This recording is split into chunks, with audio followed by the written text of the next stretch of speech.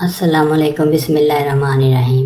ایک خاتون کی عادت تھی کہ وہ روزانہ رات کو سونے سے پہلے اپنے دن بھر کی خوشیوں کو ایک کاغذ پر لکھ لیا کرتی تھی۔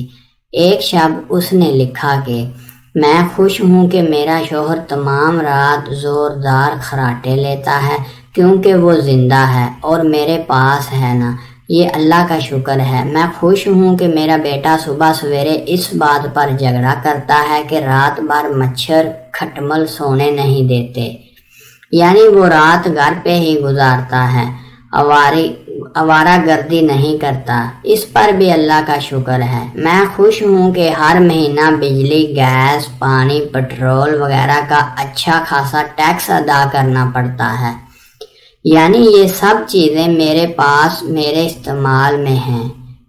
اگر یہ نہ ہوتی تو زندگی کتنی مشکل ہوتی، اس پر بھی اللہ کا شکر ہے۔ میں خوش ہوں کہ دن ختم ہونے تک میرا تھکن سے برا حال ہو جاتا ہے، یعنی میرے اندر دن بھر سخت کام کرنے کی طاقت ہے، اور یہ طاقت اور ہمت صرف اللہ ہی کے فضل سے ہے۔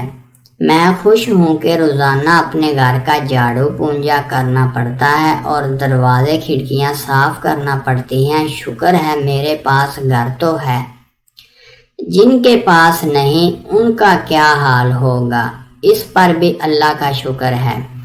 میں خوش ہوں کہ کبھی کبھار تھوڑی بیمار ہو جاتی ہوں، یعنی میں زیادہ تر صحت مند ہی رہتی ہوں، اس پر بھی اللہ کا شکر ہے۔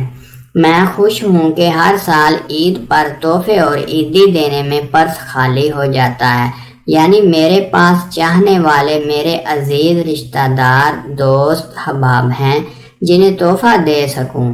اگر یہ نہ ہوں تو زندگی کتنی بے رونق سی ہو جائے، اس پر بھی اللہ کا شکر ہے۔ میں خوش ہوں کہ روزانہ الارم کی آواز پر اٹھ جاتی ہوں، یعنی مجھے ہر روز ایک نئی صبح دیکھنا نصیب ہوتی ہے۔ ظاہر ہے یہ اللہ کا ہی کرم ہے۔